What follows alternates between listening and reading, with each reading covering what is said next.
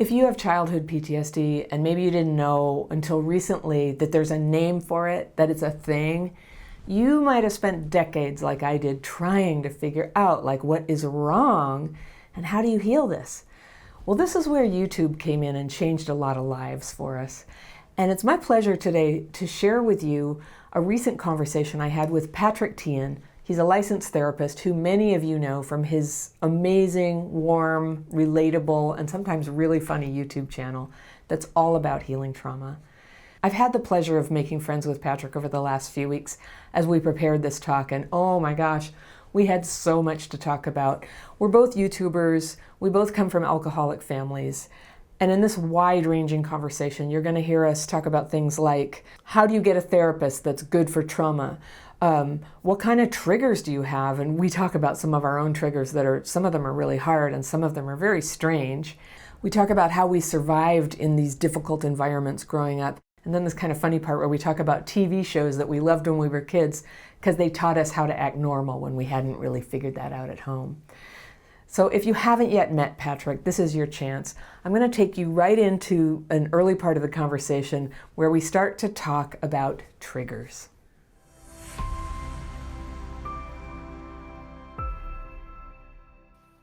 It's interesting, and maybe, I relate to this, you probably relate to it as well, is, not, how do I put this, is we feel bad, but we don't know why. We're really, you know what I mean? Have you ever sort of you're on a bus with somebody, you just you instantly don't like them and you sit away from them? Mm-hmm. Or sometimes that's good intuition or whatever. Mm-hmm. But I think that's what I'm trying to explain is Mm-hmm. as trauma survivors, we're kind of detached from these memories and we're detached from our reality. So we just are, it's a little bit like we're just kind of a mess of emotions in real time without no meaning to it. That begins with like a bad feeling, but the concept of emotional flashbacks was an epiphany for me to understand, like, what is this? Why have I woken up in such a terrible mood and feeling like the world's against me? And it was such a pattern. And when I finally had a name for it, it was great. But you're right, there is sort of a more subtle version of that. There are certain things like about men in the 1970s, the giant belt buckles and the handlebar mustache that are actually, they give me a bad feeling, and I've had to Sure. consciously work on it, to be at Right. peace with people, however they may dress, or shave or not, I, and to be at peace with people. And it's a kind of an obvious trigger. I grew up in a commune, and there were, hippie guys and getting drunk and getting violent and smashing windows and things. And so for a long time, I was well aware I didn't like the sound of breaking glass. But then I was like, no, and like big mustaches and big thick belts and things. And totally. I don't even know what the memory is, but I just know it's loaded for me. Right. But I there's know so many things exactly. like that. I just wouldn't even know Yeah, where to start. I know exactly what you mean. For me, this is a fascinating conversation. If I would drive through neighborhoods that reminded me of home, specifically if I drive by an old dive bar, because I grew up in bars, just, you know what I mean? Which is Yeah.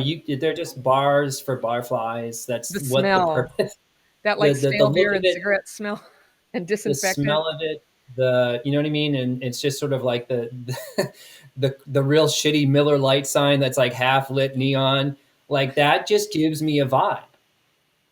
And Yes. used to really give me a vibe. And Yes. sometimes, it's interesting that we can drive through those neighborhoods and not know why we're bummed out. Right. Right.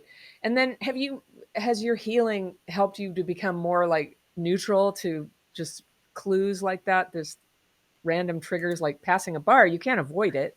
Yeah, right. Like, yes. And now it's sort of like it's now now I name those are just things I don't like to hang out in. You know what I mean? Like I hate malls. Yeah. I hate them anyway. I hate I think a shopping. lot of people do, Shopping but is you know what I mean? extremely triggering for me. Yeah, actually. Right. For the same kind of stuff. But Yeah. nowadays it's not, it's like it's I love that question. I used to work jobs where I could be the superhero at the job. High stress. I worked inpatient psychiatry. You know what I mean? And because that old thing about trauma survivors really being good firemen or EMT people or whatever, that kind of stuff. But at this stage in my healing, I just know that those places, I don't get triggered about those places or those situations. I just know now that they're just not for me. I'm gonna lose my wellness. I'm gonna lose my good vibes or my groundedness if I go back to work in those jobs. I'm much better. I'm kind of a crappy employee too. So um, that like that kind of stuff. So I think these things change over time where my mentor and her husband also say that, when we go through some significant healing, we lose interest in those stories where the bar used to give you the heebie-jeebies, and now it's just kind of like, it's just not a place for me. I'm disinterested in all that mess of it. It drains so much energy to be triggered by something.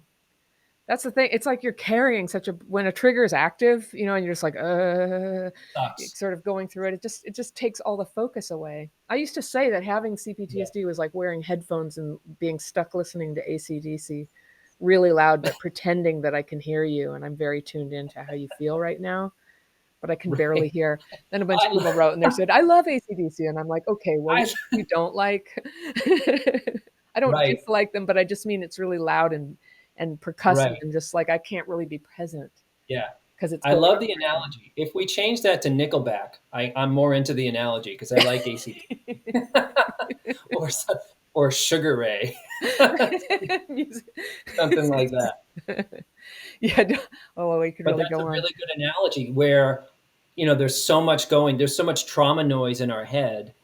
And I think as trauma survivors, we just have to much of it is just pretending that you're normal in the world when you don't feel that.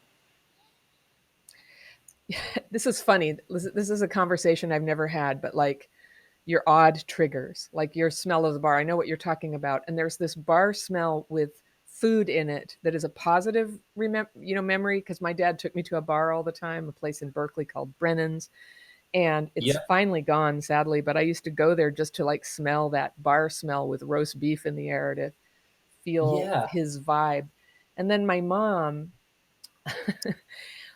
this is very weird. But the bottom of her leather purse always had like tobacco in it and mints to cover up the smell of alcohol. But like Oh, bits of wow. tobacco from all her cigarettes getting smashed in there over Right. time, and the smell of like mint and tobacco and leather together. I'm like, mommy. I know. But Right. there's this Right. alcoholism smell, and it's I smell it when I go into a public bathroom sometime. This is kind of an icky thing, but some people might relate to this. But it's the smell of Mhm. renal failure, like mild renal failure. Like when people have peed in a public bathroom and their kidneys aren't working that well, and there's been alcoholism, it has this certain smell. And that one, it's Absolutely. not positive, but I'm like, Mom, is my mom here? Is my mom here? And so Right. she died quite a long time ago, but later when I learned what that was, it's a smell of sick organs, from alcoholism. Totally. Isn't Very that, I powerful. mean, it's yucky. I'm sorry, everybody, but that's when we talk about triggers, it's a strong trigger for me. And I never knew what it was as a kid, but when I smelled it, it means things are not okay. We're in trouble now. We are so unsafe right now. Absolutely.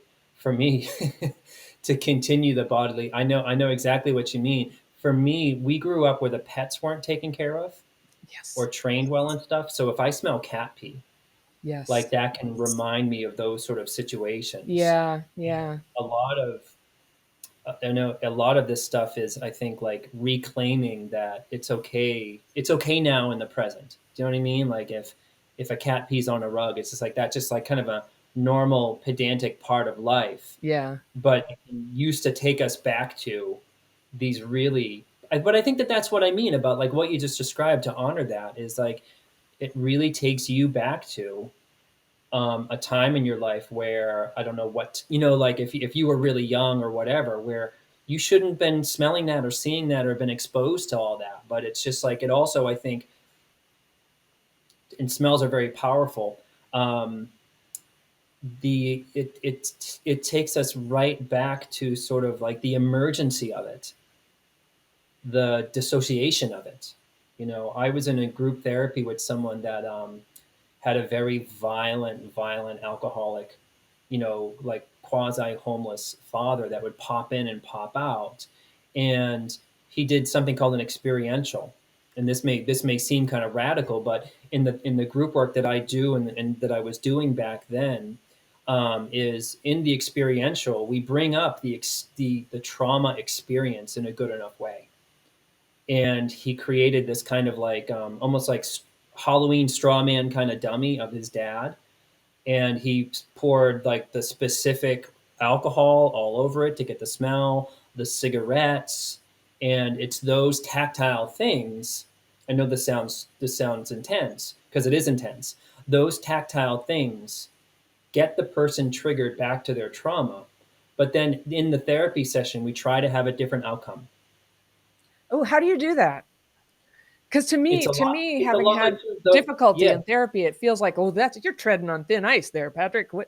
I know, and I kind of wanted to ask you about that because I know you do a lot of like work around like dysregulation and Mhm. being able to sort of as best as you can, or knowing when the judgment call is how much of it is too much, you know. Right. And for those people doing that work, is there was a whole year and a half of group work of cultivating safety and knowing about what happens to our inner child.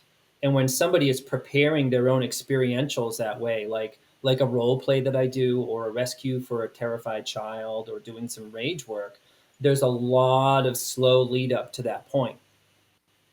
It's not just like week two. It's like, okay, make a dummy of your dad, and like, you know what I mean, bring in the Pall Malls, and you know what I mean, like the really cheap generic brand whiskey, and you know what I mean, and his bad attitude, and bring him in tomorrow. Long, long, slow wind up to that. But the different outcome is we might have group members kind of arrest the dad and get him out of there, Wow. or have a social work come in, or a therapist come in, or somebody really takes care of their inner child. And then I mean, what's wild about it is the subconscious doesn't know that it's not real. We're bringing up the trigger trauma brain essentially. And then we're doing work while that's triggered to cultivate what should have happened. That dad gets taken off to jail, that the other siblings get some care, that the person's inner child gets some simply debriefing. It was scary to be around your dad when he was drunk like that. So, like that's where, um, when the person walks away is, well, it's very scary to do. They're super nervous to do that kind of work. There's a lot of prep work. I might be working with them for a couple weeks about sort of prepping this experiential or something like that.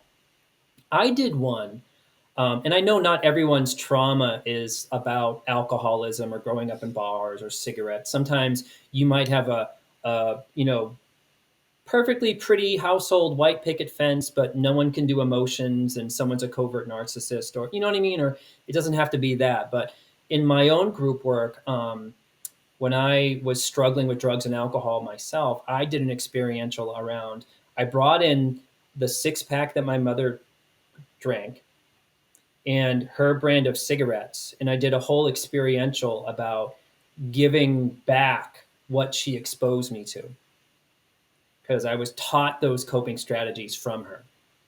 So I think that's what I mean. Like when you smell that stuff in a bathroom and it takes you right back, is that's what I mean about the triggers telling us that we might benefit from doing some work down the road about those things. Oh, how interesting.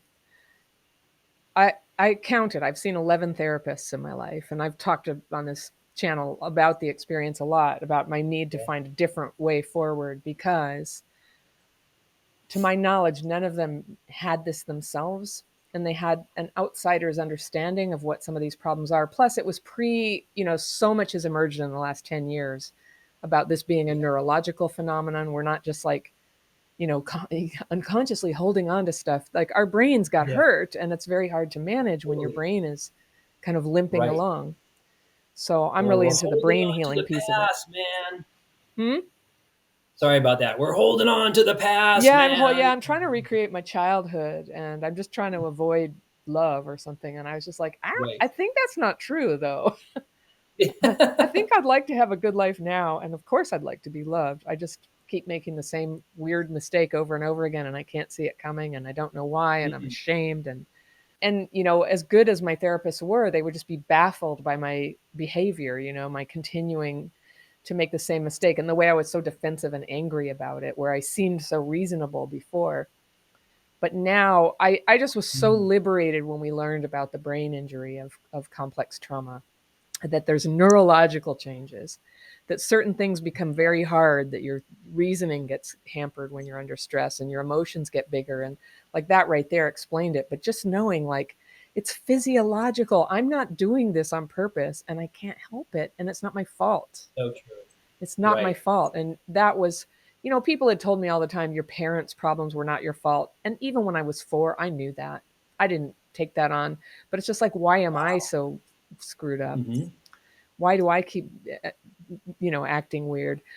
I've just made plans to go see a cousin and an aunt who I haven't seen in many years, and most of my Hmm. extended family is out of touch with me, and I've never Hmm. known why. And I always have this like shame attack feeling. It's like it's because of the mistakes I used to make, which I'm not really sure they even know completely about, but but Sure. I don't know if I'm going to talk to them about it. Like that just never feels safe to me, to go talk to normal people about it and be like, is there some reason why you stopped talking to me?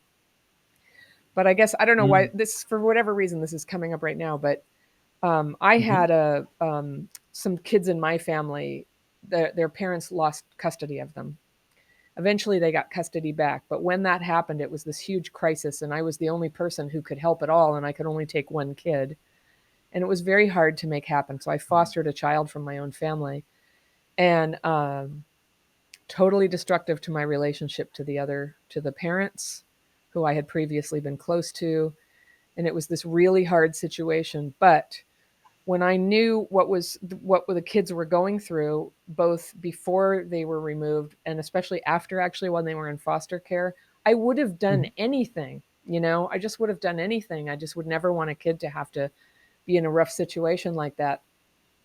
And Right. and right now, the thought of seeing my an aunt, it's coming up now. I'm like, why didn't you do something? Why didn't you do something? Surely you knew. I've talked to Oh, like friends' parents. I'd be like, I don't know if you know this, but my mom was an alcoholic and there was all this violence going on. And they were like, oh, yeah, no, we knew. yeah. But in those days, what do you do? Right. What do you do? They knew. And what they did do right is there were a lot of teachers and friends' parents who came in and like, they're like, you want to come over? You want to go to summer camp with us? Would you like to learn to knit? How about if I paid for ice skating lessons for you and my daughter? You know, Right. It's almost like sort of passive addressing. I mean, it's, you know what I mean? I it don't want to take helped. it away. Yeah. Not, it's not, I think every kid in that situation, I know exactly what you mean.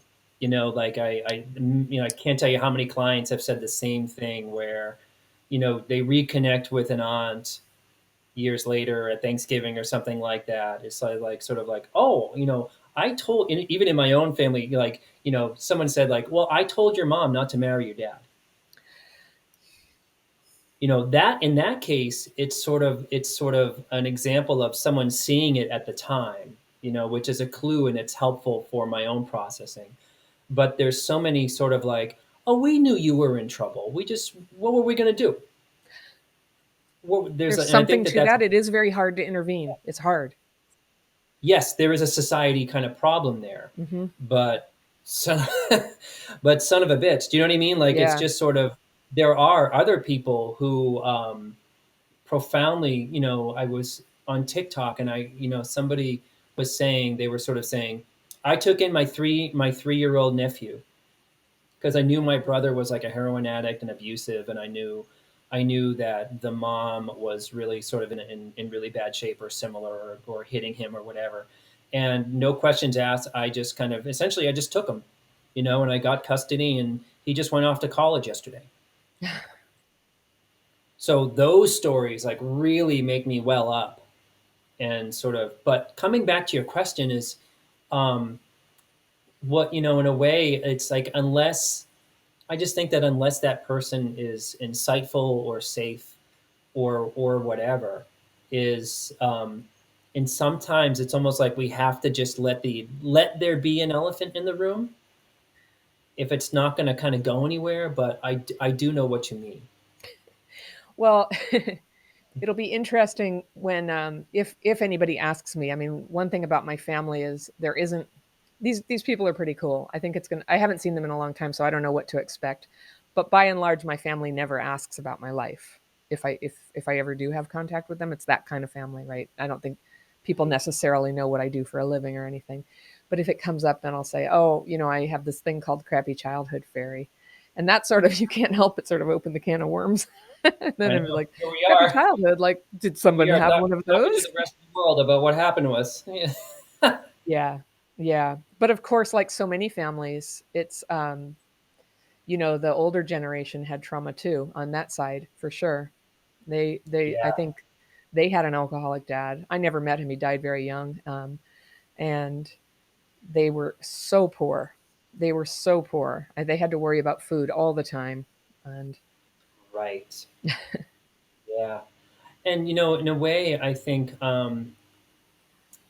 these families are really tricky and related to that trauma in a way that you might want to talk about it with them, but there might be a part of them that wants to too, but doesn't know how. yeah, Just I think that like when you think about the generations of, you know, just thinking about like the, despite who my parents were, about what their trauma, like where it's fascinating to be alive in this time of day that someone can look at this conversation between you and I, like an 18-year-old, and can be like, you can talk about that? You can talk about growing up in a bar, or you can talk about that your dad was slimy, or you can go there, is blows my mind. Because when you and I were 18, I was lucky enough to land with a therapist who was really good and could help me. And like she could just see it on my face about what I went through, and she's the one that drew it out of me. But now people have these resources, and that what we can and we can't talk about, or acknowledge. yeah, yeah. And when you and I were chatting the other day, and you said Hmm. something about we were like, oh, let's talk about what's a good trauma therapist, which I do want to talk about. But you Oh, had okay, been sure. saying, oh, they have to ask about the trauma. And it's funny, what I was reflecting on afterwards was I used to have to make a rule with therapists and say, I'll give you this much time to talk about my family. But at a certain point, I insist we begin to talk about my life because I'm sick and tired of it always being about my mom, Yeah. Oh, okay, and right. I Hmm. always felt like, and I used to say it's like my family drama porn. It was like that's such a harsh way of putting it, but it's like something I that know. people couldn't look like therapists couldn't look away, and it was so compelling, and it was so like, oh wow, surely you want and need to talk about that. And after 11 therapists, I had talked about it. In my case, what was Yeah. really helpful was to like stop talking about it after a certain point and bring the focus in, because I Right. was spending decades like talking about what happened to me rather than Yes. including or moving on to like, but what's going on here? Because I was starting to make grave mistakes. The older I got, that were really Hmm. a real source of trauma too.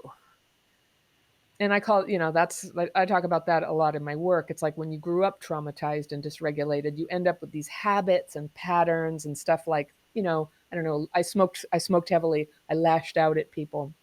Yeah, sure. Stuff like that was really causing a lot of problems for me. And so talking about my mom wasn't helping me solve those problems. In theory, maybe if we had gotten far enough, but we were working on this assumption that if we just talked for enough years about what had happened, that I would have some breakthrough.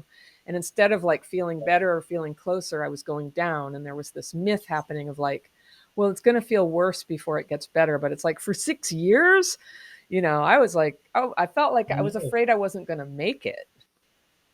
Right. It makes me think about a couple things. The first thing is I think that there is and I think therapists, I think of the old guard, like sort of psychoanalysis, 60s and 70s and 80s, or people, they assume there's like a Hollywood idea of what that is. Do you know what I mean? Like year 12 of 2 times a week, then someone says like, oh, my mother wasn't capable of love. Or they didn't, my mother loved the idea of me, not the real me. And Yeah. there's I this see it like, now. I'm healed. And there's this some like, and then the therapist with like, like sort of sports, the tweed thing with the arm patches. So like, well, you've done amazing work here, and then you're cured. Like it doesn't work like that. And it also makes me think about what for about 4 years between an internship and a job, I worked with veterans, and every time a veteran would get reintroduced to the system about whether they needed a psych eval or whatever, or needed a new therapist or whatever, there would be this person asking them psychosocial assessment. Where do you live? What was your childhood like? What are your current things? And the veteran would have to repeat this 3 to 4 times a year, Yes.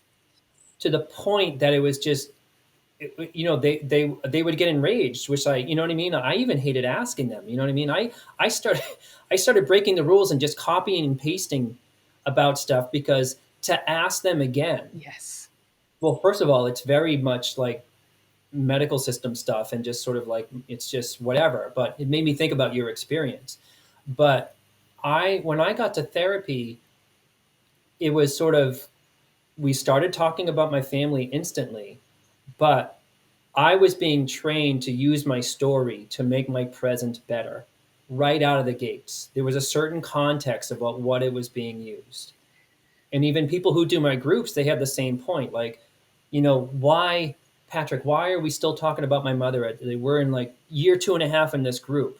Can I just move on? And like, like I just want to find a soulmate and move on with my life and have a kid and, like whatever. And I'm sort of say like, well, I think we should keep talking about your mother, because you keep sabotaging your relationships. And it's not like I'm in a power struggle with them. It's just sort of like, even my own clients get sick about talking about it. But it's not good to keep beating in that dead horse unless there's a rhyme and reason to it. I agree. I agree. And it was that myth. I'm thinking of the movie Good Will Hunting. It's a great movie, but that scene where Yeah, Matt not your Damon and fault. Robin Williams, it's like he finally admits what the pain is, and then he's like he had a breakthrough and he's all healed. Yep. I saw that how long ago, however long ago. That's when I was in the middle of things. And I remember 99. feeling that way every time I had somebody would say, "Oh, therapy's great. I had such a great experience." I'd be like, Yeah. what, how is that supposed to happen? Like, but that, just knowing that, like, doesn't do it for me. And I Yeah. suppose that's Well, where finding out about dysregulation was so helpful to sort of fill in that gap. Like, a person yeah. like me cannot process just talking to me and me saying stuff. I could say anything. I could see it in that session, but by the time I'm out of there, because of Right. dysregulation, I can't even form a memory of it. That's what I love about your channel, because what I find is people who had similar experiences to you in therapy. Incidentally, like, I hit the lottery about finding someone good Yeah. at 19. Yeah. I And love hearing that's about this. not what I've learned over the years is like most people don't have that experience in therapy. So I just happen to, you know what I mean? Yeah. Whatever that Yeah. is, and I'm eternally grateful for it. You've But been what, picked. No, you have. I think you're well, uniquely gifted for what you're doing right now, to share this with people, to have gone through it yourself, and then to professionally help people have that experience of breaking through their trauma. Is like what finally all that suffering means something now, because now this is a superpower. thank you. But I always come back to my mentor, because it wasn't, when people would see her, it became, you have to see this woman. Like I got to her through word of a mouth referral by someone who just really trusted her. So she was just really good at what she did, but people really saw safety in her, much like a safe mom that they had never. There was just something about her. But in you, like what I hear is when a client comes to me, they'll say what you're saying. I've been to 11 people, some of them helpful, some of them not, and it never concluded. Do you know what I mean? Like they would always be asking about my dad, or even not. Some of the other providers like not going there at all. And what I love about your channel, or what I love about sort of like the sort of a movement of social media or this kind of stuff, is some people are trying to heal themselves because the services are not out there. And let's be blunt, they're not out there. There's It's very if you're little a of good it, and it's therapist, expensive, and most people don't have those resources, and most health right? plans aren't going to help with it. And so Now there's Right. YouTube. Right. And even well-meaning therapists cannot be sort of trained, Yeah. or you know what I mean, or Yeah. they're working from a place of, and I don't want to like poop, like there are some really great therapists out Yeah. there. I don't Yeah. want to be a shame fest on the field, but I think that the field needs a lot of work when it comes to people's stories, or how much too soon. I think so too. And I think that there's a lot of work going on right now in early childhood intervention, which is fantastic. So that in the future, hopefully, Yes. there'll be fewer people like me who Yep. don't even get any help till they're an adult. But Hmm.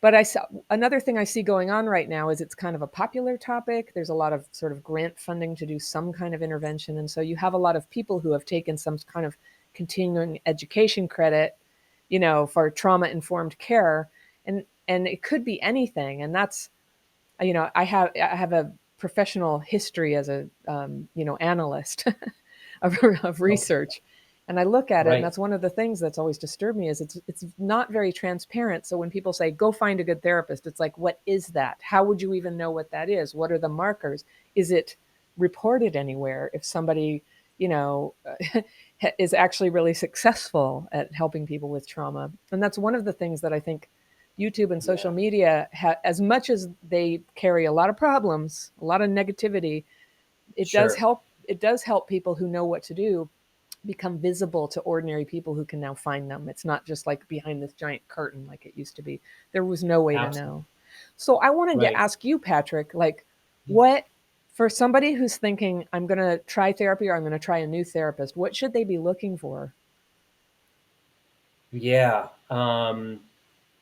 Sort of, do you mean in general, or do you mean For sort of for childhood trauma Yeah, for stuff? childhood trauma, for this thing that hasn't Right. been very well cared for in the past and is rarely handled well. Sure. It's emerging. Right. And this is good information for the therapist listening too, like what skills to Right. cultivate, what awareness to cultivate. Sure. For the therapists who are interested in providing childhood trauma, I really have a strong opinion about this, is don't do it unless you've done significant work yourself. If you're going to go into that field or go into that world, I think you have to kind of talk the walk and really have some mastery over your own childhood before you start working with other people. You know what I mean? And I want to be fair there. Like that can be even hard. It's hard. It's hard for general population people to find a childhood trauma therapist. It's hard for therapists. Do you know what I mean? But I really think for before a therapist wants to get into that is to really not approach it like sort of like, oh, depression's interesting. Do some research, maybe do some mindfulness, ECT, and that kind. Don't approach it from an academic kind of place. All of what I do, who I am as a YouTube person or therapist or whatever, came from my experience in therapy, not from my master's program, Mm-hmm. not from any really trainings. Is I kind of went into getting a license, and I already knew kind of what I just wanted to do what my mentor did, in that I was like a sponge for that model. So there's that. But for people who are seeking a trauma therapist, is um, hard. They're hard to find. It's, if anyone's listening, if you want to create an amazing website, create a national reserve of vetted childhood trauma therapists and make that website. Don't go into it as a money maker. Just go into it as, do you know what I mean? Like here they all are, and it'd be amazing if people could sort of vet therapist or whatever, and then have them be, if you're in Michigan, you want to find somebody, boom, there they are.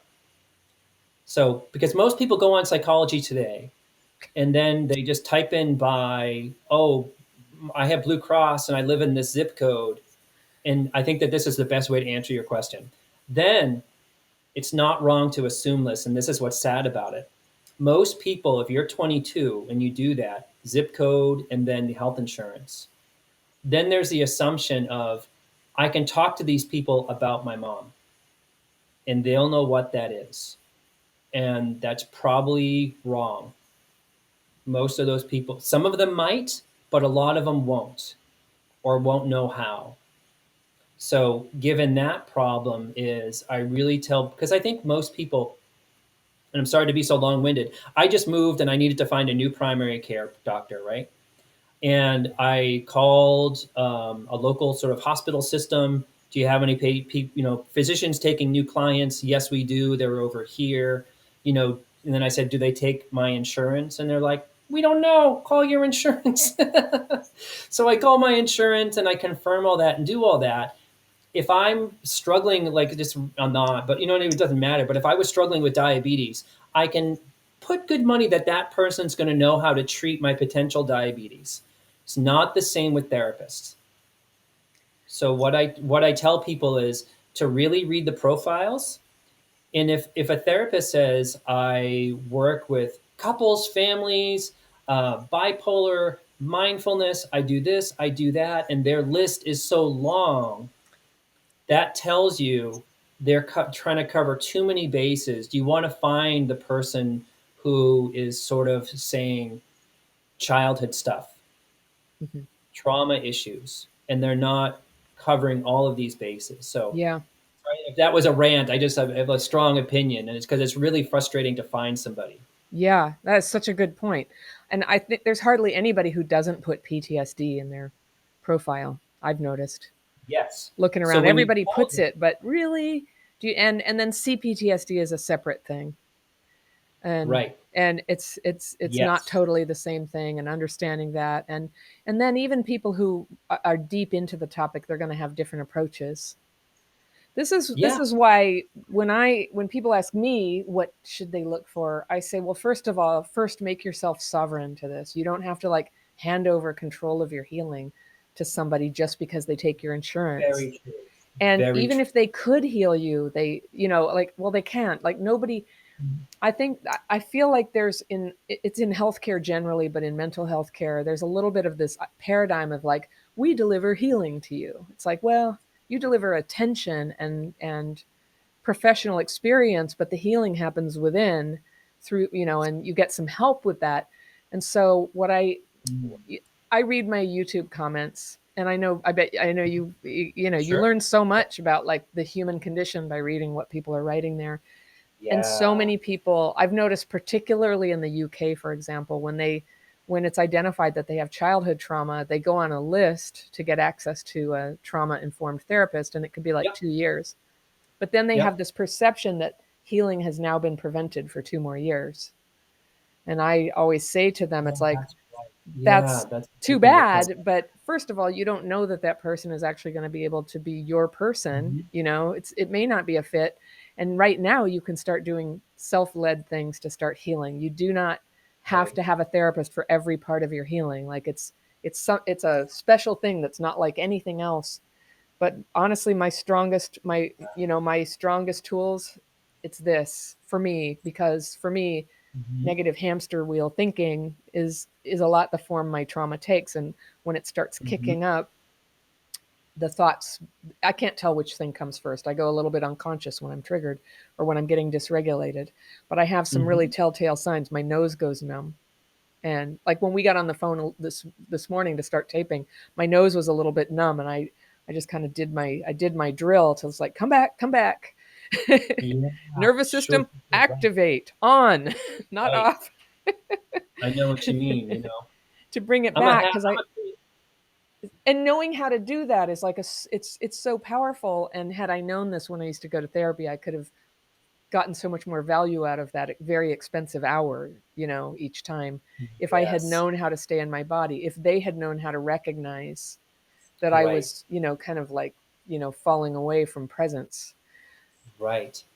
One other thought, and I know what you mean, like every related to what you just said. I'm a musician, and every time I'm a pretty good musician until you put a mic in front of me. Because I think when either a camera or a mic on me, or starting with somebody, or you sitting across from a therapist, is I think our body starts to feel attacked, because I think in childhood to be seen was to be attacked. Yeah. Yeah.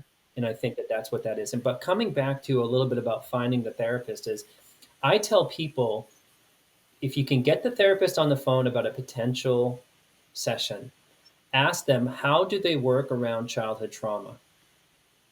And if you get, well, I'm trauma informed and I like to use mindfulness or something like that, and that's fine and good. Again, I'm not poo pooing that. I'm saying you want to be looking for a response. If someone were to ask me that, like, well, how do you work with childhood trauma? then my spiel kicks in about sort of like, well, I work from an inner child perspective. I think, or if you don't like that term, inner child, amygdala, hippocampus, the trauma brain, the inner child looks at the present through the lens of childhood. And we do a lot of connecting the dots between the two, and a lot of sort of, as we sessions go on, we talk more and more about shifting out of the unfinished business from our, like that's like a canned, I'm immediately going to be talking about that because that's my gig. Mm-hmm. That's what I do. Mm-hmm. That's what I'm passionate about.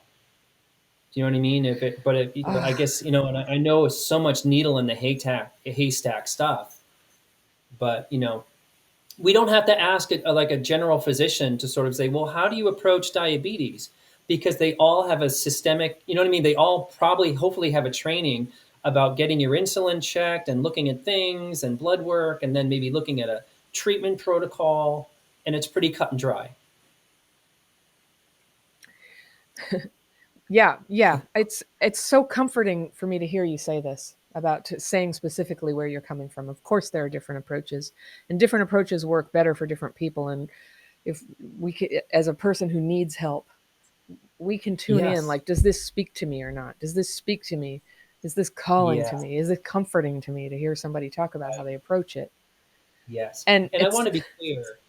Go well, I was ahead. just going to say, when you said mindfulness, there is a lot of that. And I know mindfulness is a really important tool for a lot of people. Yes. But I feel like the people who believe like that's going to be sufficient for CPTSD obviously don't have CPTSD. It's, Good point. it's a little thing in the context of a Right. lot of things, even though Right. for everybody, like stopping and being more mindful is helpful. Like it's just so much more than that. And so Yes. that is a trigger word for me, mindfulness. Right. I know. Yeah. Like, and I want to be clear. Like, I don't want to throw other clinicians or Yeah. therapists, life coaches or healers. I don't want to throw anybody under the bus. Yeah. So it's not my intent to sort of, to sort of do that. But I Yeah. think that if for anyone's listening, if they're seeking that, is, I want to say to people's inner child, you have the right to ask questions. Yeah. You have the right to discern about how it's going to go. The other piece to it too is that it's not going to work unless you like the therapist. It's not going to work unless you like the person and there's good vibes kind of going on there. Yeah. Um, so it is kind of really tricky and really hard in that way. The other piece is like when I was 19 and got the therapist, I could have benefited from a mindfulness person for 6 months to regulate my system. I'm not saying it's all bad. I'm just sort of saying like those things are really, really good. Yeah. Sometimes clients come to me and they, if I ask them, have you been in therapy before? They might say, I was with somebody for a year and a half. They helped me through my divorce, but we didn't really get into childhood trauma. Amazing. Or we did CBT for a while and that really helped with my depression. I just want something deeper. Mm-hmm. Amazing.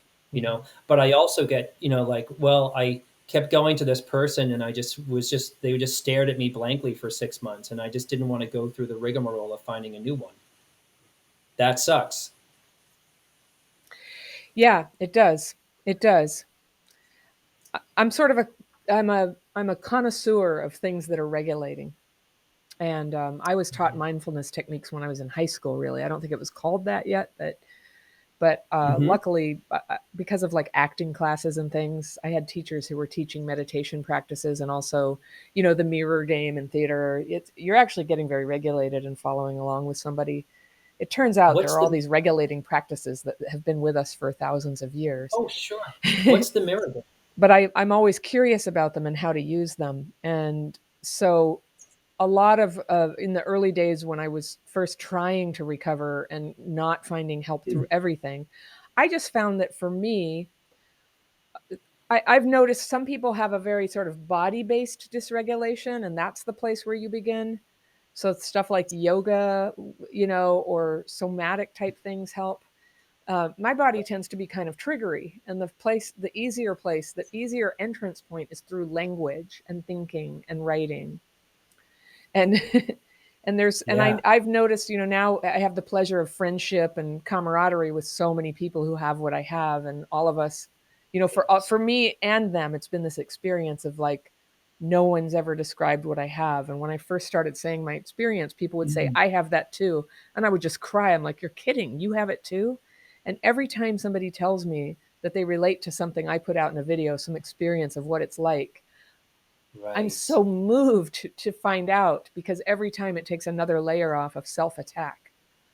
It just Right. takes another layer off of self attack, like, so it's Yeah. not my fault. So I Right. couldn't have helped it. So this is a common pattern of how normal kids become adults and struggle a little bit. It's like almost cookie cutter sometimes, the way Yeah. it plays out. And that was such a relief to be off the hook and to just know I have a normal reaction to an abnormal injury. Absolutely. And that is Yeah. to have that understood by each other. So many of us say to each other, you've done more for me than anybody ever has, only by just reflecting back. You have that too. You have that too. And then Right. and then people share knowledge about how did you get Mhm. over it. So now I'm learning about all the possibilities out there of how to do it. And some people are also doing a sort of mechanistic approach where it's like stimulation of the vagus nerve, or or Right. uh, Mhm. movement techniques. There's so many ways that people are coming at it. And so Mm. it's also really increased my open mindedness and respect for what works. Yeah. That people are different, and it's going to require helpers and professionals who have different approaches and who can name it and who can take those Yeah. approaches seriously and not just think that childhood trauma is something that everybody just understands off the bat. Right. But to also understand that, um, I want to come back to, you said something about, can I ask, what was that thing you mentioned about mirroring in theater when you were a kid? What Oh, was that? yeah. Have you ever played the mirror game? You stand and face somebody, you get assigned to somebody. When you're in high school and you feel like you have a fat stomach, it's just torture. Somebody's looking at you, but one person puts their hand up and the other person mirrors it and puts it right there. And so you follow each other Oh, along. And when I look back, neat. I think, oh yeah, for being on stage, you want to be aware of your body and your movements, and it's an exercise to tune in and tune into another person. But actually, from a nervous system point of view, no wonder I loved theater. No wonder I loved theater. Right. It It was was all like, about presence. and intimacy. That's intimate. It's That's painfully super intimate. intimate. It's what I call fire hose Painfully. intimacy. Also, like when my dad died of ALS when I was a teenager, and he had always Oh. been a very loving dad for all the problems we had as a family, and I didn't get to have as much Mhm. time with him as I would have liked, but he would always let me know that he thought I was wonderful and he loved me, and that was totally positive for me. But when he Mm. was dying and he had a throat tube, and he could barely talk because of the ALS, and he go, I love you so much. It'd be like somebody shining a Klieg light in my face. Like, it was so much love I couldn't even handle it. Right. And I got very shut down from the trauma that I had been going through, and I couldn't receive that love. And brilliantly, I don't know if it Mm. was just me or maybe his spirit has helped out, I don't know, but Mm. his love seems to have been like time capsuled for me and received in my 40s when I was raising young kids. And I went, Wow. wow, my dad loved me so much. And that helped me understand how the CPTSD response is actually so genius sometimes. It preserves, it gives you a coping mechanism. It's like, I'm shutting down, I feel nothing. I might have to do drugs or, do reckless things in order to feel something right now. But when Hmm. I'm ready and situation's right, I'm going to come back out, and it's going to be a little bit hard, but I'm coming back out, and I'm going to, that's like the word recover. I'm going to recover that Yeah. full awareness that I was meant to have. And that's Right. what I think is so exciting about recovery. We're not just trying to feel better, we're trying to come into bloom in a way that we never have before, with all that stuff that was tucked away by trauma packed up. Yeah. Right. For me, we had different experiences, but the same thing. For me, I got that from group. And then later, like 12-step meetings about being in a community. Because, like, again, I think the theme to what we're talking about when I was, say, 4 years old and around my dad, who was sort of scary, it wasn't safe to be visible. So I think that our CPTSD is like repression of ourselves, repression of our emotions, and then I think the body freaks out when we try to reverse that process and be present or whatever. So there's a lot of, I think that that's maybe what recovery is like tolerating, Yeah. you know what I mean? Tolerating more and more intimacy and tolerating more sort of stuff. But I'm also fascinated by like, can you tell me more about like what other self-regulation things, you know what I mean, like really worked for you Well, as the years progressed, you know? yeah. I think in my 20s, I was able to. I feel like my CPTSD, it's sort of like I don't have alcoholism, but I'm very affected by alcoholism, obviously. Mm-hmm. And I learned in 12-step recovery myself about how alcoholism is progressive and fatal. Like a person could stop drinking and Sure. everything would be great. And then, 15 years later, they drink again and their alcoholism is much progressed. And Yep, that's, sure. I feel like CPTSD is like that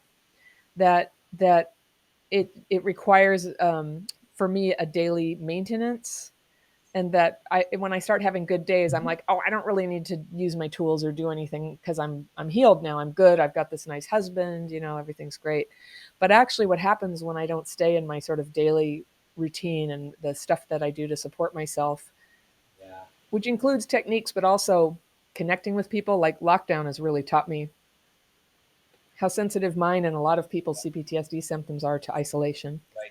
And it's a self, Mm-hmm. it's a bad spiral because you start isolating and then you can't deal with people, you can't tolerate, right? It's just so triggering. And so whatever the triggers are, so for me, part of my routine for regulation involves things that are sometimes out of my comfort zone, like participating, speaking up, not speaking up, like learning to just have a little bit of like choice about Mm-hmm. that. And so I'm not like lashing out, Mm-hmm. but nor am I sitting there suffering in silence and getting elegant.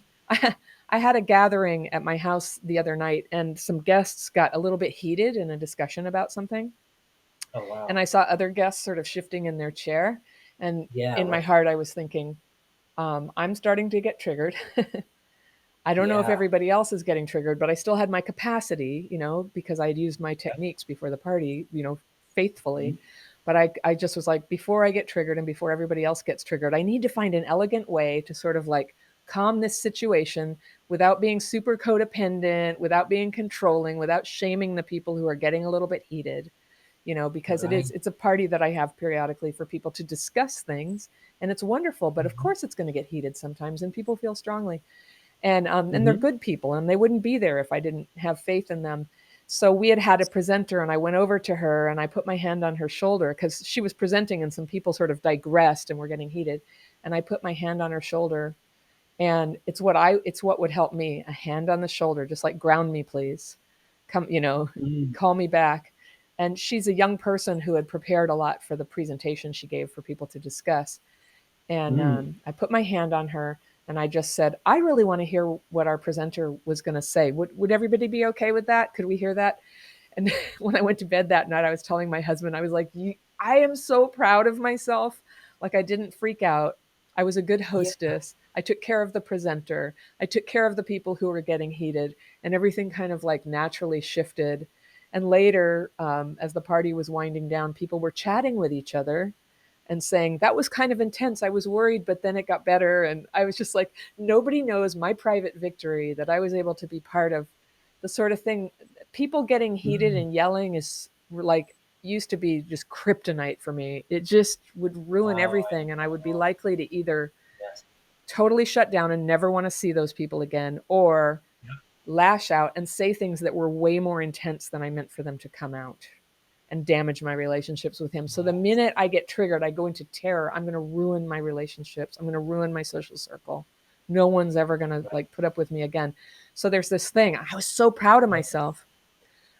So people on my channel know I use a technique. I've used it 27 years. It was taught to me by this young woman who was pretty fresh off the streets, who had learned it in AA. She taught me how to write my fears and resentments on paper and then ask for them to be removed.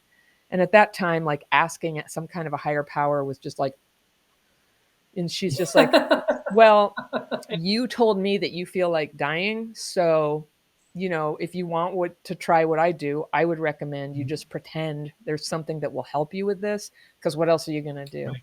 And at that Yeah. time, I was in therapy 3 times a Not a lot week. of So I options. had that piece. So she taught me to do that. And it was like so powerful for me. Right. My mind, it took about 2 weeks for my mind to kind of like snap into place like Legos. I just like all of a Mm. sudden I could focus, I could hear the headphones with ACDC came off, so to speak, and I could Oh, be yeah. present. But then I had a Yes. lifetime of habits and self-defeating behaviors to start to understand and work with. So it didn't, like, getting regulated was the beginning, but I grew up poor. I grew up in a house with Right. violence. I grew up with a lot of shame. I sought Me too. regulation through stuff like, stupid sexual relationships when I was too young and had no idea what was going on and got very hurt by them. Like a lot of things or smoking pot, or all the things that I used to seek out for regulation either were ultimately self-destructive or they just weren't sufficient. And the writing Yeah. for me, I follow it with a really simple meditation. That those two things were enough to put me up on the playing field, to start having choices about, like, what conversation am I going to have right now? How will I choose to deal with it if somebody insults me? Yeah. Just start Right. having a choice about it. It's been a We're you so. know it's a never ending process. So I don't want to talk Mhm. about it like, and then everything was Cinderella. But it's, of course not. I know. But Well, once I we're could so stay wired in a regulated, I was similar. a human being again. Yeah. We're so wired in a similar way. I call it that, and also going to 12 step is I matured in 12 step. I think the group therapy work was very healing for me, but I kind of really grew up in those ideas. Mhm. And I would learn, I think a lot of recovery is just learning healthier ideas from healthier people. Yeah. So I just think having a community or having people to bounce stuff off of. And then I loved that victory you were talking about, because if I was in your shoes, there was a time in my life where I would go and become the mayor. You know what I mean? And like work, well, well, we got crisis, we got to work this out, just kind of take over. And in a way that people didn't need that from me. Like your guests, they didn't need an intervention. They didn't need someone to take over or get reactive or whatever. You know what I mean? It's like, it makes me think about the part of me that like had to, and I'm sure you did too, of just had to make shit happen because the adults were out of control. Oh, yeah. Yeah. I mean, I'm actually grateful for my coping mechanism of being somebody who takes control of situations, and it, became a Hmm. nightmare later, but it sure got me through. I had to raise younger siblings and or help with that Yes, quite a bit, right. and then also that, to put on a outward happy face too. Sometimes I Yep. second guess myself and go, well, maybe if I had appeared to have more significant problems, I would have gotten help. But I think at the time I grew up, not really. Um, but Mhm. yeah, yeah. So I appeared to have things together, and I made myself an attractive friend for, the girls who were my friends, and their parents would want me over, and and that was good. Right. That's like a survival strategy. Like, be a nice kid, and you'll get to stay over there a lot. And I Yep. had to go over there for food, frankly. When I was under 10. I grew up with a lot Jeez. of hunger. It just wasn't together. My mom Right. was perfectly educated. It wasn't that. Right. It I was went the to friends' booze. houses. Yeah.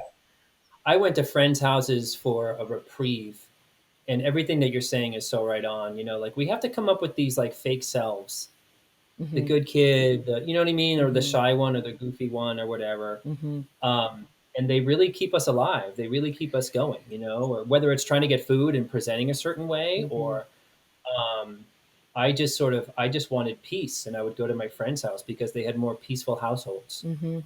But then I'd leave in a shame attack, knowing, you know what I mean, that I wasn't part of that family, Yeah. or like you just kind of, I think what sucks about this stuff, we always knew Hmm. in the back of our mind that we were coming from ratty families or messed up Hmm. families. And that what we didn't know is that sometimes the friends that we would seek peace or food from were going through their own stuff. So we Yes. also assumed it was all us. That's why I think community is so relieving, or what people in the comments just like, oh my god, my mom sounds like your mom. But when I was 12, I literally thought that I was the only kid on the planet that had those experiences. Yes. Yes. Do you have any insight about where you think all this may be going now that there's so much more knowledge suddenly available? Do you have a vision for, I know you talked about like having a clearinghouse where we could have, we could see who's the therapist. And actually one silver lining of the pandemic is we've learned to do services on Zoom. So we're freed up Yep. geographically, for when Right. that's appropriate. Yep. Um, I have no idea where it's going, but what I do know is that, when I went to therapy at 19, it was the therapist who said, read John Bradshaw about childhood stuff. So back in the day, you had to get the secret in code, you know what I mean, to be aware of any kind of sort of thing. In the restaurants that I worked at or in friendship circles in the late 90s or whatever, or with girlfriends, I mean, people might share their stories a little bit, but like I was just so, you know what I mean? And now, in a way, I love that it's almost like it's, I don't want to be generous and say it's common knowledge, but it's available knowledge that a 15-year-old can watch you and I and get some ideas about maybe how to recover or what the process was like for us or whatever. Can you imagine at 15, the resources for you and I when you and I were 15 years old was like ending up in a church basement somewhere Yeah. for like a youth group, Yeah. you Oh know, gosh. I remember or somebody like told me you should go to Alateen. And I right, remember when I was or a 15, I would like, I wouldn't even dream of going to Alateen in a million I years, you freaks, I was like, I had an aunt tell me I should go to Alateen. It really? wasn't bad advice, but I was 15 years old. I was a, Guns N' Roses pot smoking drummer. I'm not going to a church basement and talk about with other loser kids Yeah. about their family. And It's like it's caring adults. Ew. cool. Yeah. Yeah. Or even like a high school guidance counselor who Yeah. just tells you to be kinder to your mom. Like that was about it. Yeah. And now I think where I see where it's going is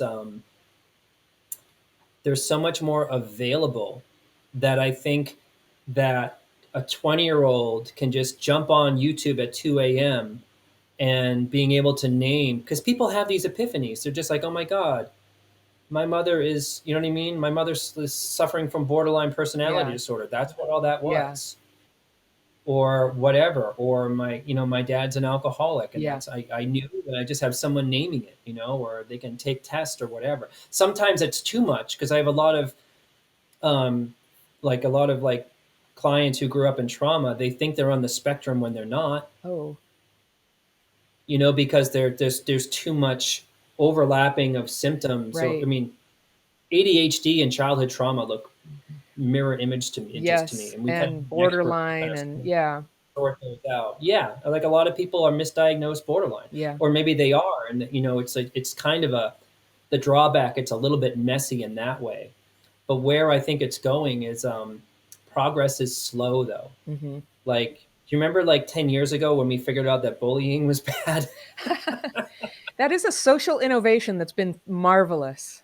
My kids It is, grew up but in radically improved. There were other problems, obviously, but the concept of we put bullying a being man on the bad moon and in unacceptable, 69. they were like, We "Oh put yeah, kid, I see this stuff on old 90s TV shows. That would never happen." I'm like, "Really? Wow. Wow." right, right. Sorry, I cut you off there. I got excited. I'm excited too. But yeah, but like the progress is just kind of slow. We put a man on the moon in 69, but it wasn't until 2009 that we figured out bullying was bad. Yeah. So what I would really love to see, I think, but the other side of that coin, I think that there's better parenting out there. Hmm. At least kind of, well, maybe at least what I sort of see in sort of communities that have the resources to be, or whatever. Hmm. And but at the same time too, progress is slow. Yeah. Just takes a really, really long time, Yeah. And I wonder if when that generation who's watching these videos now and can name these things and maybe get into therapy or maybe go do some healing work or whatever, can you imagine if our parents had done some work on themselves before they had kids I can't even or imagine it, gotten honestly, children? but yeah. But yeah, I know. It's theoretically, yes. right. Well, I think that, my parents, even if they were exposed to the resources, they wouldn't have been interested in them. No, I don't think mine would have either. And So I it's kind of yeah, a I think that's still true for a lot of people. People just are where they yeah. are and they can handle what they can handle.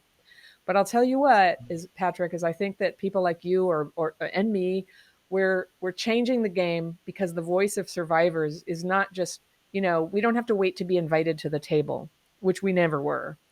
When they, Yeah. every once in a while, when some like board of directors, and I used to work in public health, and occasionally they'd have a youth representative or something. Everybody was a token, you know, and I never, there was just no way to be at the table to talk about that. There were a lot of Right. assumptions. And those Right. assumptions have been just horrible. Like as a kid, I grew up really poor. I'd go to the doctor. They always were just, they'd be like, oh, white kid, fine. Parents must have everything under control. Goodbye. They would never Mhm. question, they would Yes. never ask the right questions for that. And likewise, I think they made assumptions about kids of color too. Conversely, like just Absolutely. assumption based. Well, now we're all at the table. And that's what, Or that the kid of color doesn't need anything because they're a kid of color. yeah, yeah, or it's their Right. fault or, blah, blah, Yeah. blah. If Right. we cannot speak for ourselves, our voice cannot be considered in the way that we shape healthcare and mental health care. And now we've claimed our place at the table without their permission. It doesn't matter Yeah. whether they agree with us or want us there. We're there. We're having an influence and direct influence on each other. And with, great Mm. power comes great responsibility. I think, not everybody who has a Mhm. public voice in this area is helpful. But Mhm. everybody's going to have to find it for themselves, like find the channels that really, here's something that I want to advocate for people is find something that helps you feel better now. We must feel comfort now. And that this was something I tell people when they're like, what do I look for in a therapist? I'm like, don't buy the idea that it just has to feel like terrible and worse forever. Like if they can't help you like feel better right away while you work on stuff that's hard, it's not a safe place. Yeah. Like there needs to be True. comfort there. And I think that that's true for YouTube. But the Mm. thing is like sometimes what gets confusing is that what temporarily feels better is anger. And I think our anger has been played as a fake, Yeah. solution. Like once you get angry, it's great. It's like, no, once you get angry, it's a step up off the floor of like suicidal depression. But now what? Now how are you going to process that? And so that's the second thing that I suggest to Good point. people is, don't stop at anger. Don't Mhm. settle for somebody who only knows how to get you into tears and rage, like find Yes. help to become, all the best Right. part of you too. Right. It makes me think about it. It's so helpful, like with the like say the culture of there's so much focus on narcissism. Uh-huh. I mean, it's even, like, sometimes even on my channel or whatever, but I try not to make it the Mm-hmm. focus. But I think like in a way that someone figures out that their parent is sort of NPD or has, you know what I mean? It just sort of if it walks like a duck and talks like a duck, it's Mm-hmm. probably a duck or whatever.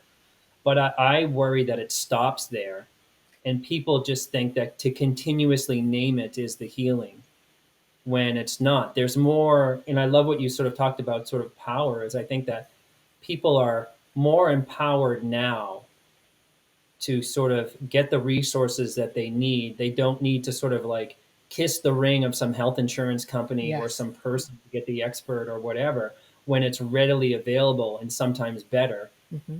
than coming off the mountain or something like that, you know? So I agree with that. But also there it makes me think about, you know, in my work, I keep talking about holding our parents accountable. And there's other sort of, you know, there's plenty of other clinicians out there or YouTube personalities that sort of say, um, you know, your parents are survivors too. You have to make peace with that up front. And the older I get, the less opinionated I am. It's like to the viewer, it's really find about, to your point, find the people that really resonate and work with you. Because either of those things, my thing about holding your parents accountable until you're healed, and then you can move towards forgiveness, whatever that is after the fact. You know what I mean? Like that's not going to work for everybody. Mm-hmm. Mm-hmm. And I think that there's so much choice out there. But to your point, I think I get comments like sort of, well, so and so said this, and what do you say? And it's I don't want to have that. I don't want to be there like, well, that's Yeah, wrong. that's wrong. Here's what's right. That's wrong. It's Yeah. completely wrong. There's too much I of that know. in this world. It's just like it's just really what works for you and what doesn't. Do you know what I Yeah. mean? Because like I've had clients, if I'm kind of say like we're going to spend some time cultivating anger about what your father did, that doesn't work for everybody. I think it's part of it. I mean, in my experience, it is part of it, but it doesn't end there. And that's where I think I think the therapists I've had have always been really good people, but some of them were, I don't know. I think that they didn't have an imagination for what comes after that. That they didn't have any tools left in their belt for now that I was angry, and being like enraged is a really tough place for me to stay. Right. Getting there was important. I'm on the end of the spectrum of CPTSD where anger has never really been a problem. In fact, the problem is like it's hard to like now come out of it. That's more the Yes. challenge. And I totally know people who they can't get in touch with their anger. And Right. but one thing I learned from the woman who showed me the techniques that literally saved my life that night, it was that the anger needs to be expressed, but it's not like a coat you wear. it's Yeah, We exactly. can't get Right. free of something we can't express, and also to have that validated, like hold your parents accountable. Those are powerful words for me to hear, because it's hard for Mm. me to do, because it's just so because because if they did something, I can't fix it. That makes me feel really Yeah. helpless. Right. But Right. of In course it has to be context, acknowledged. yes. In context, it's sort of about holding them accountable for how they parented between 0 and 18 years of age, where And then very accountability. magically, boom. No. Right, I But know, and yeah. then you're done. But I No, just yeah. mean for No, but yeah. the perspective of that, like it's. I tell people if someone comes to me and if they're a parent Hmm. and they get triggered by the work because they're like, I'm a terrible parent. I'm not being, you know what I mean? Like I'm not being good around my own children. I'm Yeah. just, like they're not gonna, I really have to get them to get the perspective of you're here to be processing what your parents did, what that whole experience was like. Just because you're here, you're in the clear. You're already a much better parent. You're doing so much better, Yeah. that kind of a thing. But holding parents accountable is a not forever thing. It's just about getting the survivor to recognize it's okay to have feelings about what happened to you. It's okay to look at the ways that they failed. No one's bad in that. Then when that's healed, we can look at what happened to your parents. It's just like it's more of like a step or whatever, Ah, but most people lose interest in it. So it is a really complicated thing. But something you said earlier made me also think about I lost it, but maybe it'll come back to me. place So, at the but table, parents. Yeah. Yeah. but Well, that's about the that's that's the very therapist. powerful for me. You're helping me see just right there. Like I have trouble holding my parents accountable because it's so painful, really. and Yeah, and right, it's a phenomenon I recognize in myself, and I recognize it in so many people who I've yeah, coached. Is It's a little scary to put down your defense mechanisms. It just feels like everything's going to go oh out of sure, control. For a lot of people, it is anger. Anger is a protection. It's a boundary sure, before you have really like clever boundaries, really nuanced right, boundaries. Just to be an angry person and go, everybody just get away, that's a right, boundary. right. When I ask a client to not codependently protect their parents uh, about what they did or make excuses for them, I'm asking them to jump in a pool and they don't know how to swim.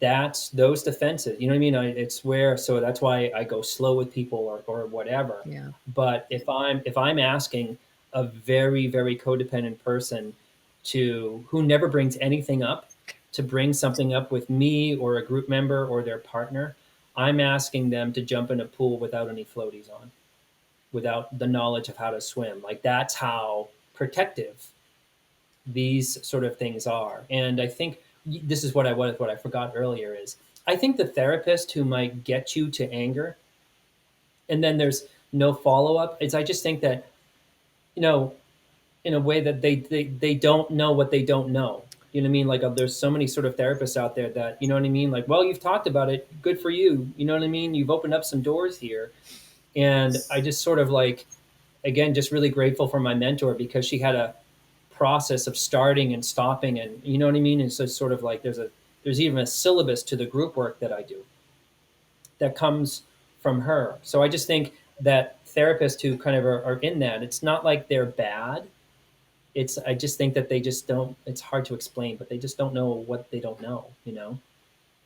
They never have really looked at, oh, you can have a client hit the bag and work on their rage work. You can have a client like do empty chair work with their mother who is sexually off around them. You can do this or you can do that. So it's just sort of, but I also think coming back to that from the mountaintop is a lot of people are like, whoa, you're really going to activate people. And part of that is true, but part of like, yes, but that's the point, and to have a different outcome towards the end of it. But again, it's we don't do that right out of the gates. Uh, this has been a long conversation, and that is something Yeah, I've always been meaning to ask you. When you talk about sexually off, that's a phrase I hadn't heard before, but I think I know what you mean, and it's so significant. People who are sexually right. off around you when you're a Like kid. like mom goes through a divorce and she's making out with men on the couch while you're in the den. You know what I mean? And you're 8, and there's no process around the divorce, or the classic thing that is rampant. And I think from what I know in American culture is, before the internet, I feel like every kid found a stack of Playboys or video cassettes that they weren't protected from, and that's another version of being sexually off. Yeah, Yeah, yeah, yeah, yeah. Oh, I could. That's we could do a whole video about that. right. And way more common than we think. Yeah. Like 70s and 80s and 90s and 50s, wild, wild ride. Oh, the 70s were a Yeah, mess because at the time yeah, there was kind of an idea like, actually, this is healthy for the kids, to stop being so yeah. like Oh, puritanical about this stuff. Sex is right. normal, nudity, no big deal. We had naked people around the house. Right. And Like, yeah, communal stuff and yeah, whatever. yeah. Then we're watching Brady Bunch where it's not that.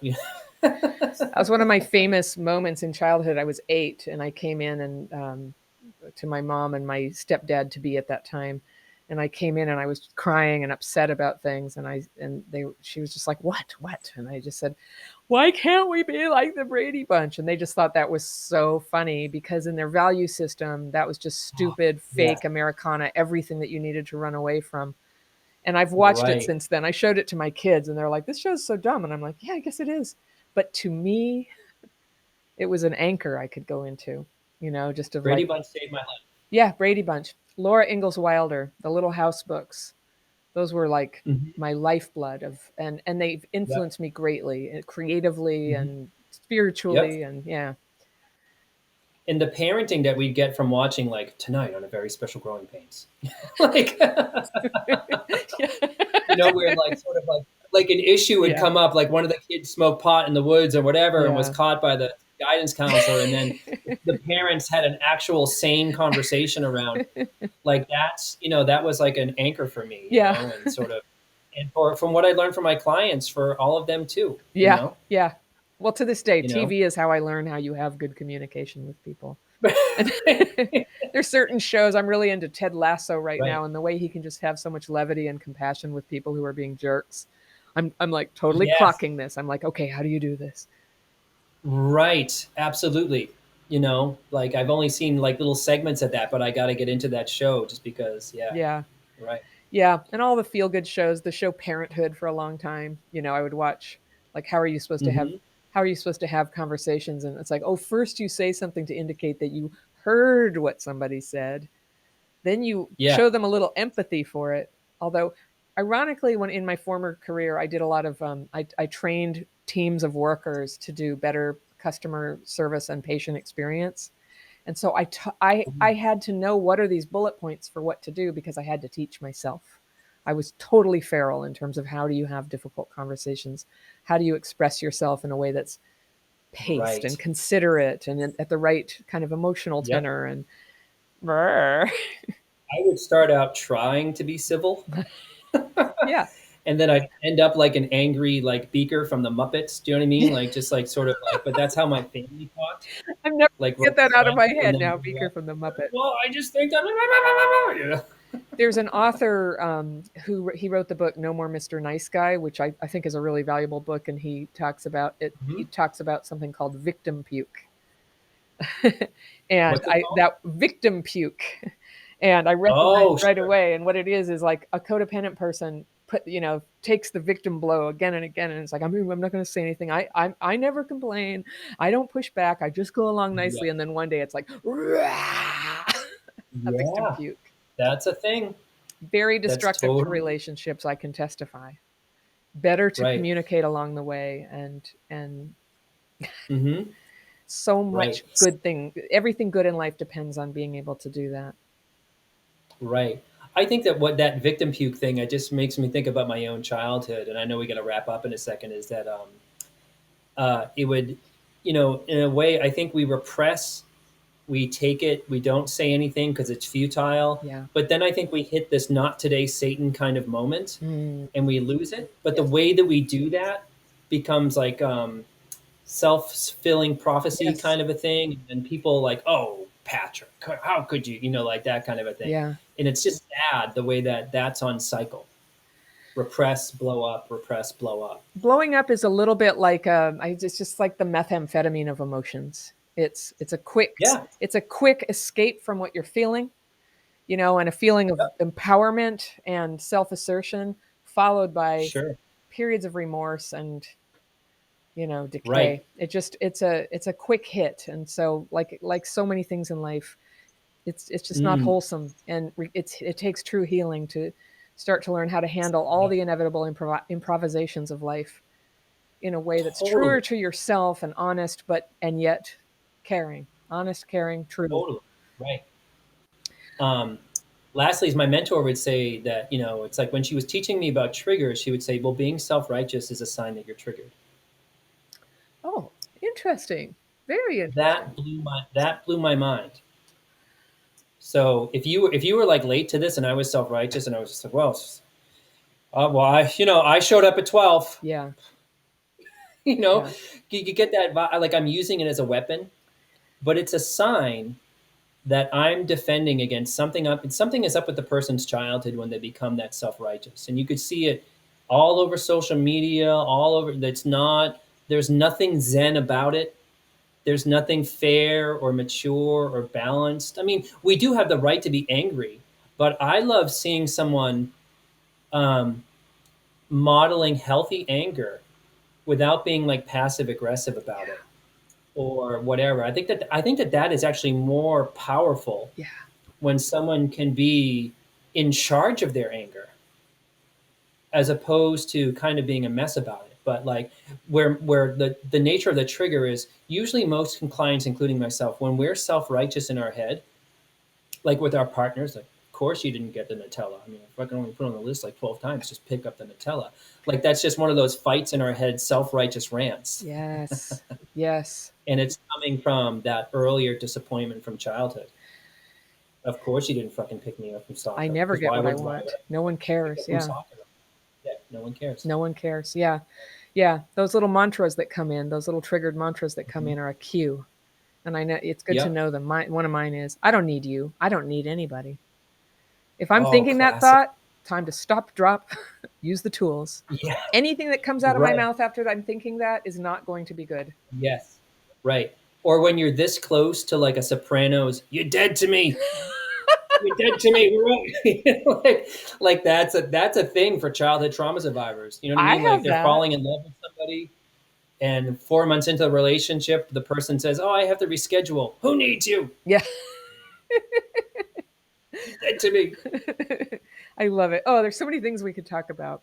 Well, this was wonderful. I love that we connected. I love your channel, and I love what you're doing. And let's do this again.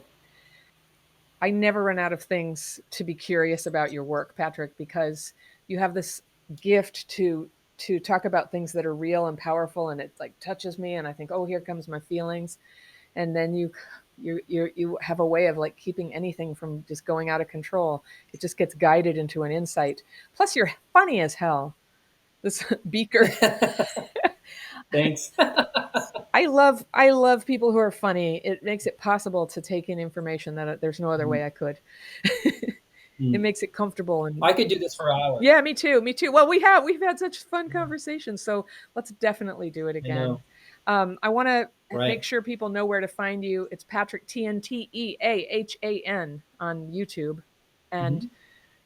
your videos are just flying out of the stratosphere right now. They're doing so well. You are really hitting a nerve, and I'm so impressed with you and proud of you and happy to be your friend. And I love talking with you. You're just like really fun and easy to talk to. And I always had that experience when someone is really authentic. And what I really love about it is that, you're sharing your story as well. Do you know what I mean? You're just so human. And I have a confession to make. Is sort of like when I started my channel, I would look at your channel and kind of go like how does she do that? Like how does she, you know what I mean? Like this just like sort of like, and I was also super relieved that somebody was also not only talking about childhood, but it was in the title, it's in the name of your channel. And I was sort of like immediately drawn to it. So I love that we just like sort of like we're just really kind of like talking about the same things. Yeah. People need to hear this. It's easy to imagine having been friends back in the day, but of course. Absolutely. Right. We would have been ripping butts behind the cafeteria. I know. I know. I've put all the links to Patrick's things right in the description section below. So if you missed me telling it, don't worry. You can open up the description section and find it there and link directly to his website, his YouTube channel, and his courses. Patrick and I have each made our own videos based on some long conversations here, and you're going to want to see Patrick's video. Definitely get over to his YouTube channel and check that out.